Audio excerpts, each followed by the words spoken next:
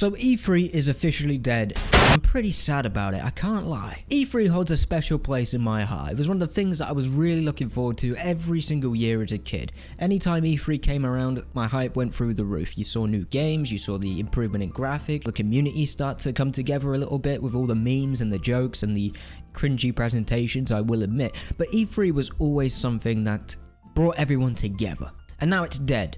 And not a lot of people are talking about it, which really surprised me. COVID pretty much hit every industry, apart from like a few, like energy and all that crap, because they scam us now and we're all paying extortionate prices for stuff that is actually fairly cheap to, get. But hey, I'm not gonna get into that. We're talking about E3. Corps have long controlled our lives, taken lots, and now they're after our souls. But E3, out of all the gaming stuff, is the thing that really did get screwed over. Like I said, we all knew E3 probably wasn't going to come back because, well, why would it? It's cheaper to do online stuff, there's less stress about events, developers don't have to travel across the planet, well, most of them anyway. And it was just not convenient anymore. They realized that they can make these presentations online or announcements online and it still reaches a decent amount of people. A lot of people in a lot of ways. But does anyone else agree that E3 was more than that? It had an aura around it. It didn't matter where you were. It didn't matter if you actually went to E3. It doesn't matter if you actually watched it at home. It didn't matter if you watched it at 2 AM in your bed like I did. 11 years old is when I first watched E3 and I saw the Assassin's Creed Revelations demo and my hype was through the roof. I was never more hyped to play an Assassin's Creed game because that was my first experience seeing a live crowd react to a game like that I was personally excited for. Obviously, there were a lot more announcements in 2011 that were more exciting, I guess, but to me, Assassin's Creed was a big franchise for me as a kid. I loved it. I spent too much time playing it, and seeing that demo, it just, you felt that sense of like community being excited for something. And unfortunately, you just don't get that today. So E3 really was meant to be a big advertisement originally, you know what I mean? I mean, it makes sense. All these developers come over, different companies, and they just want to advertise their game. That was what it was for. It was a big, long advertisement to show off to shareholders and fans that, we're doing good shit. We're making good shit. You have a reason to be excited. Of course, that wasn't always successful. There was a lot of issues with that because you're live. You're on the live stage and you can't control everything. Which is why we got some absolute classic memes and some classic videos that are still referenced to this day. My personal favorite is the PlayStation 3 announcement and the price and all that. The energy around that was, when looking back at it, is kind of amazing. Amazing. It's the same energy we get from the Xbox One announcement with the price. Oh my god, when the Xbox One was announced at E3 and the price came out, my god, what a disaster. That is still one of the most cursed conferences in gaming history, and cursed. How they made it worse than the PlayStation 3, I do not know. It's pretty impressive. But the point is, it was made mainly just a big advertisement. But I don't think developers expected a community to be so centered around E3, especially with the build-up of online streamers, content creators, etc, etc. It just kind of blew up into this massive thing. And even though people knew that there were a lot of issues with E3, everyone did love it. Everyone loved E3. Sure, you got some people that loved it because they can make content on it and meme on it or take the piss or whatever, but no one really hated E3. There was no reason to hate it, okay? If you didn't want to watch it, you didn't have to watch it. It was that simple. You could watch the announcements at a later time. But still, most people kind of waited to watch all the press conferences, going from the Xbox conference or the Ubisoft conference, which is the most memeable conference ever made, then to the Sony conference. Does anyone else remember 2016? That conference was insane. You had the announcement of a new God of War, which was a complete surprise to everyone. Then you had the Spider-Man announcement that just came out of nowhere. I'm pretty sure the Final Fantasy remake was announced in 2016 as well. I may be wrong about that, but there were a ton of Sony announcements. That was their best year, absolutely, for E3, absolutely. I'm back. I was about to finish the video. Basically, I just want to say thank you to our first channel member, Max. I'm not going to say your full name. I don't know if your name pops up on the channel, but Max, I see you. I really appreciate you being a member on the channel. It warms my heart. I was very happy about that. I even messaged my chat, and I was just my friend's chat, and I was just like, dude, someone subscribed, like a membership. I was like, oh. So thank you. You made my night the other night, and I appreciate that. But bye bye. Cheers, anyone. Bye. It was just an incredible experience, and it always got down to your heart, especially all the comments where you could talk to everyone about it, and everyone was just having a blast. You could watch all these reaction videos on it, people's excitement just exploding for these things, and you just don't get it anymore. Now, there is a replacement. It's called Summer's Game Fest. Summer's Game Fest.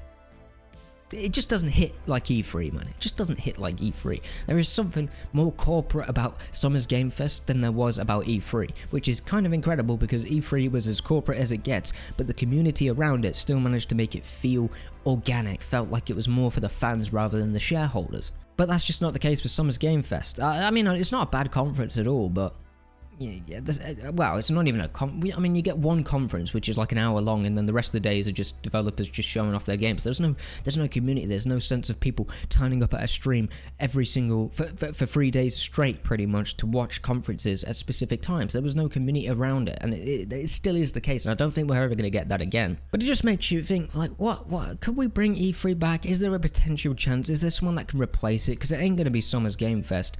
And like I said, it's just not convenient enough for developers anymore. It's not convenient for fans either. Obviously, you've got fans that will want to go there, die-hard fans that will want to go to in-person events to watch this stuff happen, but the majority of people just can't afford it. They don't have the time, they're either working, or they don't have the money, you know? There's just, it's too many inconveniences to make E3 happen for the majority of people. But that leads us to today. And it's also, this is one of the things that I wanted to really get across in this video. The way game announcements, the way Sony's handling it, the way Nintendo's handling it, the way Xbox is handling it in a lot of ways is so shit now. Let's start with State of Play. PlayStation State of Play, if you don't know what that is, I wouldn't blame you because they're shit. They're basically videos streamed live announcing specific games and showing off gameplay demos, okay? It is so incredibly boring. It is so incredibly boring to watch.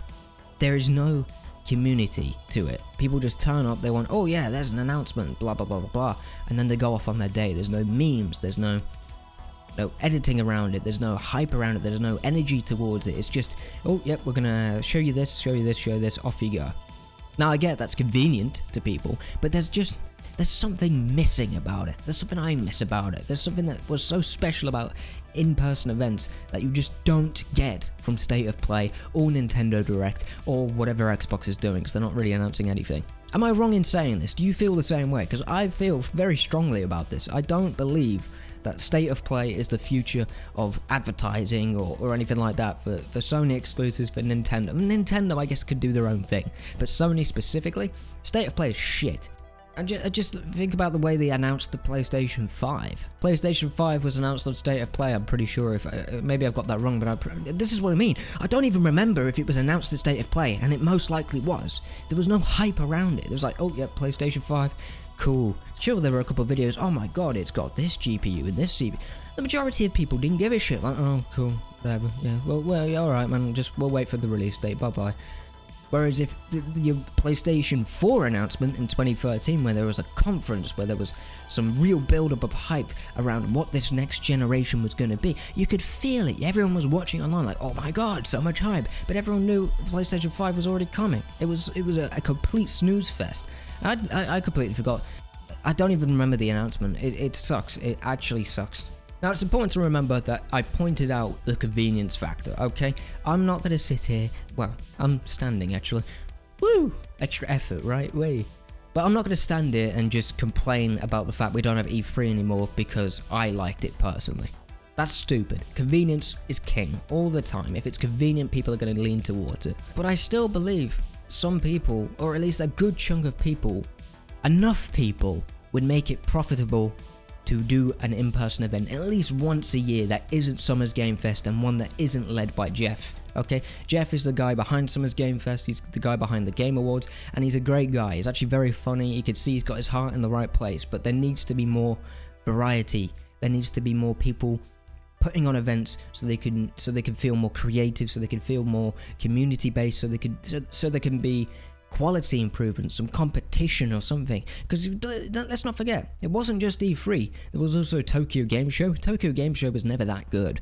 They were always trying to live up to E3, but at least there was competition. You know what I mean?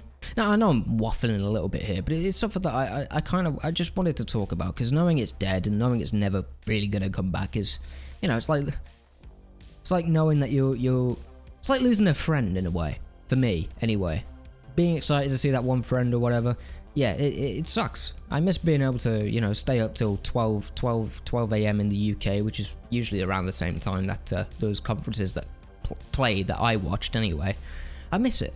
I miss that sense of community. And now that I'm a content creator, I'm getting there. I mean, I'm making content, you know what I mean? But essentially, I just wanted to see what you guys think. Because the whole point of this video is the loss of that sense of community, okay? And I think maybe I'm the only one that feels this way. Maybe people were sick of E3 and I'm not aware of it. Maybe I'm not cultured enough, I guess you could say.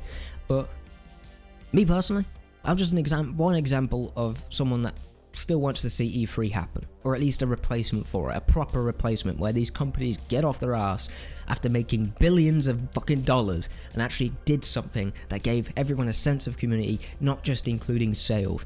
One, it would be great for stock and shareholders. When there's a big event, they could see the attraction, they could see people who's going to turn up at this spot for a bunch of fucking games, okay? They're not just going to sit at home and watch live streams. There's no sense of community there.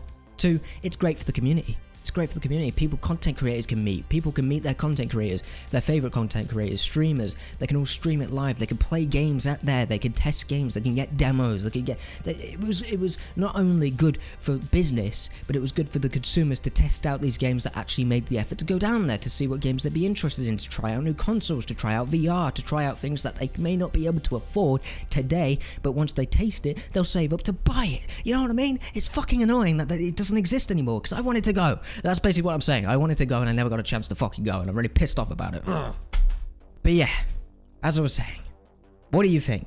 What do you think? Am I wrong here? Am I wrong? Let me know down in the comments. If you enjoyed the video, like the video. If you disagree with me, please let me know in the comments. If you agree with me, please let me know in the comments. I appreciate that. And yeah, just have a good day. Bye bye.